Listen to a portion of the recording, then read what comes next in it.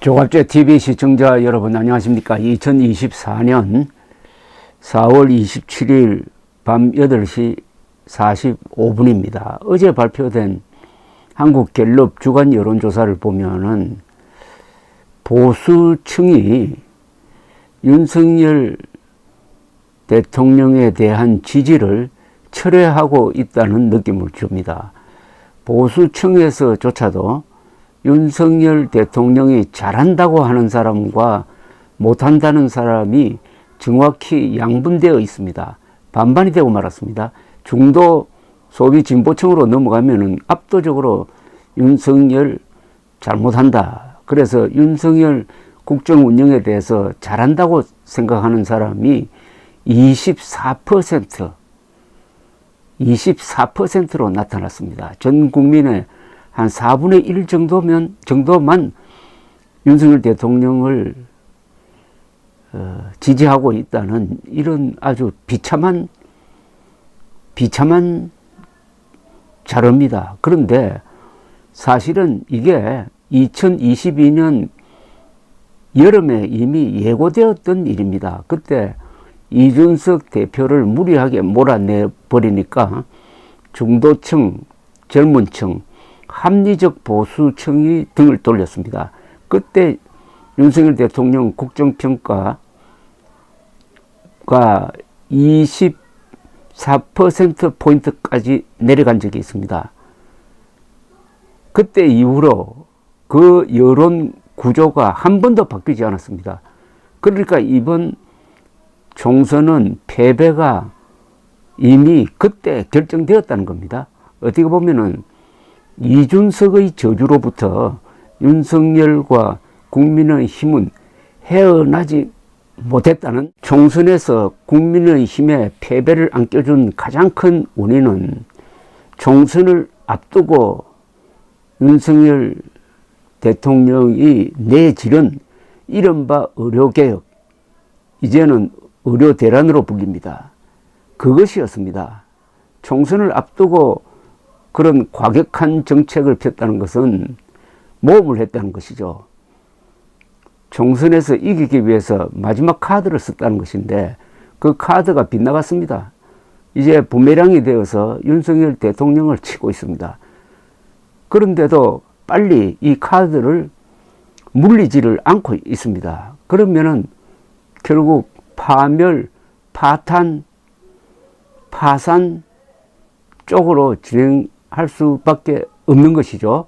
정말로 왜 총선에 졌는지를 모르고 있는지 알지만은 그것을 인정하면은 자존심 상한다고 미련을 부리고 있는 것인지, 이런 가운데서 국민들의 여론, 특히 보수층의 여론이 등을 돌리는 속도가 빨라지면은 그 다음에는 걷잡을 수 없게 되고 임기를 다 채우지 못할 수도 있습니다. 그 시금석이 의료대란을 빨리 수습하느냐 아니면 방치해가지고 수렁에서 결국은 종말을 맞느냐 하는 것이라고 생각합니다.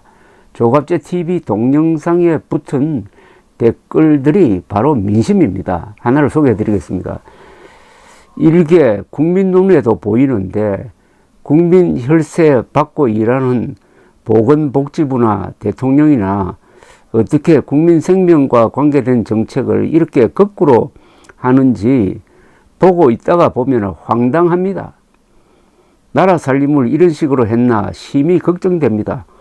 작은 식당도 손님 늘어나 영업 규모를 늘리려면 테이블 등 가구가 몇 개 필요한지 놓을 공간, 예산 등 다 계산해보고 결정하는데 2,000명 정해놓고 배분하고 예산 제출하라는 이런 주묵구구 거꾸로 살림인지, 역대 표장사 졸속 정책들 부작용 고스란히 겪고 있는데 정책도 정책이지만 눈먼 돈이라고 이리 함부로 써도 되는 건지, 그것도 국민들 두 눈 앞에서 버젓이 국민을 얼마나 우습게 보면 대통령도 문제고 보복부도 문제고, 보복부는 말 그대로 국민 위에 복지와 보건은 분명 분리되어야 하고 선진국 것처럼 현장 아는 전문가들이 중심인 두 번 다시 표장사 정치 노름에 이용되지 않게 해야 할 듯, 그저 이런 무지무능 무책임 정부를 가졌다는 것에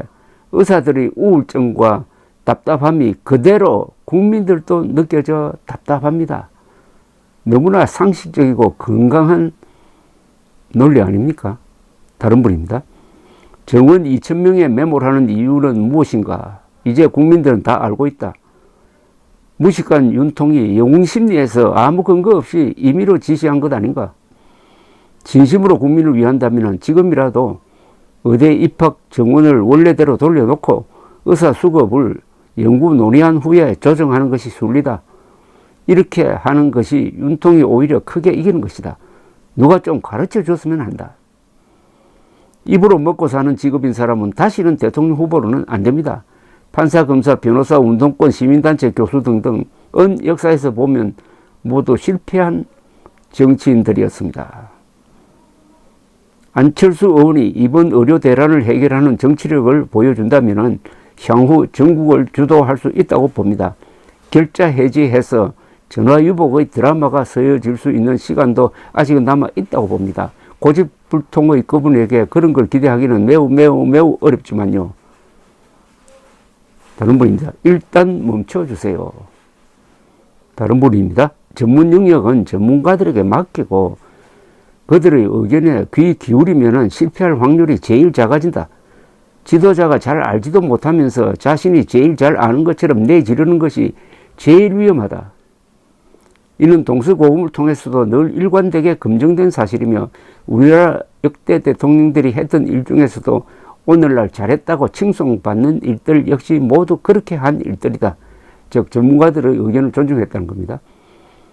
역사와 과거의 선례가 가르치고 있음에도 자기 멋대로 하는 윤통은 도대체 무엇이 잘못되어 그런 걸까? 검사 때 버릇 그대로 가지고 있는 무대뽀 윤석열이 과연 협의한다고 그 말을 들을까요? 자기 아집에 사로잡혀 이번 의료 정책도 안 바꿀 가능성이 크다고 봅니다. 대한민국 의료가 완전 망가지고 국민의 저항으로 강제 하야시킬 때 이 사태가 끝날 것으로 생각하니 국민의 한 사람으로 정말 분하고 윤을 대통령으로 뽑은 내 손을 잘라버리고 싶은 심정입니다. 다른 분입니다. 언론이 윤 정부와 같이 의료 망친 겁니다. 주변인들이 호도된 언론 보도로 인해서 의사를 비난한 거예요. 윤 정부는 그걸 의사 악마화에 이용한 겁니다. 언론도 책임이 있다는 겁니다.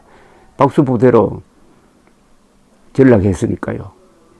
의사 정원 2,000명 근거가 부족하다고 이야기해도 검사 정권은 불통이다. 인구 절벽으로 교대도 인원 줄이고 대학 학과 없애는 곳도 엄청 많은데 무슨 근거로 늘리려고 하는지 국민으로서도 이해가 안 됩니다. 다른 분입니다. 보수 언론이 이 의료 사태 책임을 일부분 져야 합니다.